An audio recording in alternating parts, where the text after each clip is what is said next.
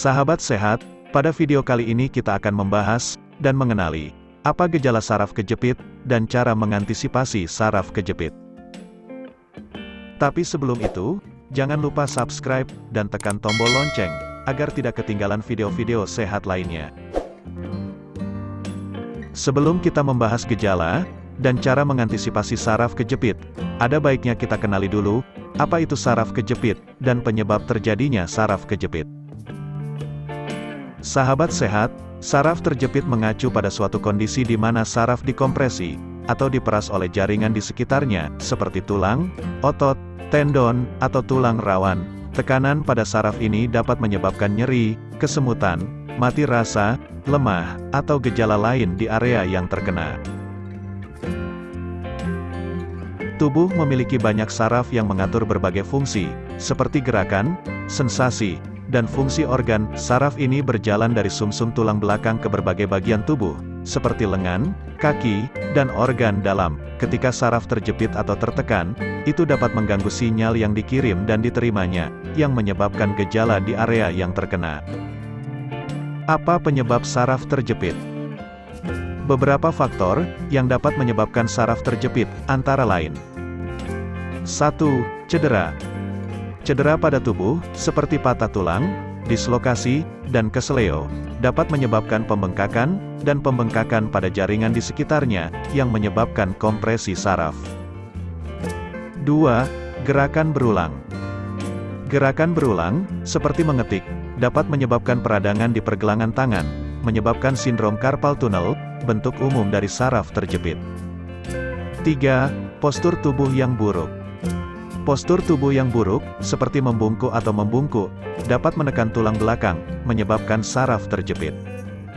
4. Penuaan. Seiring bertambahnya usia, cakram di tulang belakang dapat merosot, menyebabkan penyempitan saluran tulang belakang, dan saraf terjepit.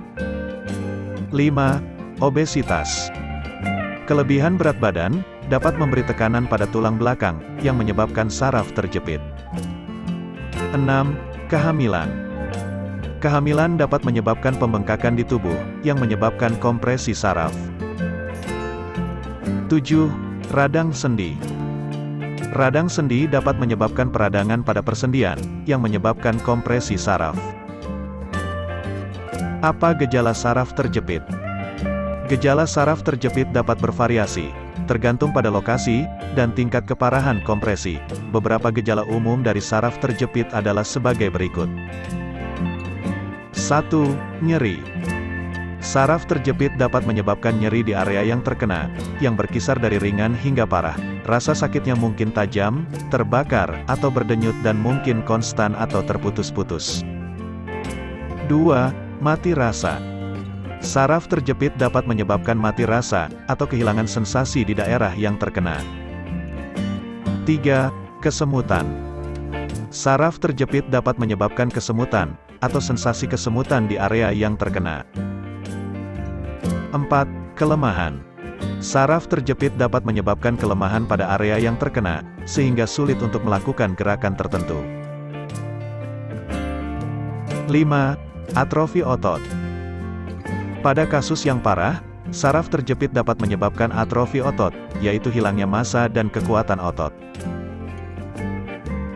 Gejala saraf terjepit juga dapat bergantung pada lokasi kompresi. Misalnya, saraf terjepit di leher dapat menyebabkan nyeri dan kelemahan pada lengan, sedangkan saraf terjepit di punggung bawah dapat menyebabkan nyeri dan mati rasa di kaki.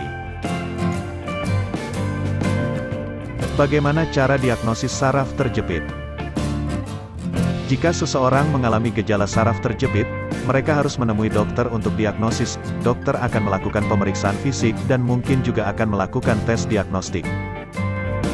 Berikut adalah beberapa langkah untuk mendiagnosis saraf terjepit. 1. Identifikasi gejalanya. Gejala saraf terjepit dapat berupa nyeri, mati rasa, kesemutan, atau kelemahan di area yang terkena. Penting untuk mencatat kapan gejala muncul, berapa lama berlangsung, dan aktivitas atau gerakan apa yang memperburuknya. 2. Melakukan pemeriksaan fisik.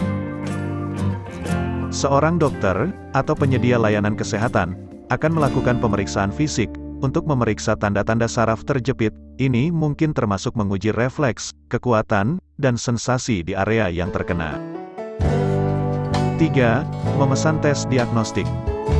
Bergantung pada tingkat keparahan gejalanya, dokter dapat memesan tes diagnostik untuk memastikan diagnosis saraf terjepit. Ini mungkin termasuk elektromiogram, EMG, studi konduksi saraf, MRI, atau CT scan. 4. Singkirkan kondisi lain.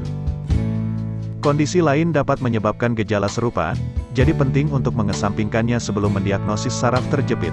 Beberapa kondisi yang dapat menyerupai gejala saraf terjepit antara lain carpal tunnel syndrome, herniated disc, dan tendonitis.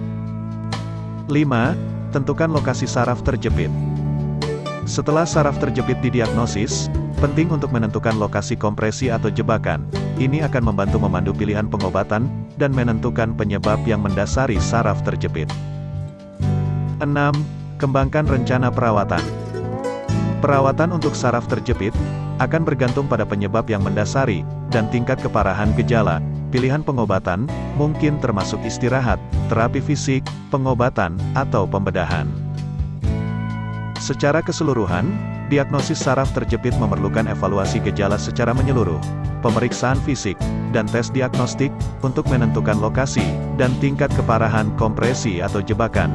Dengan diagnosis dan perawatan yang tepat, kebanyakan orang dengan saraf terjepit dapat meredakan gejalanya.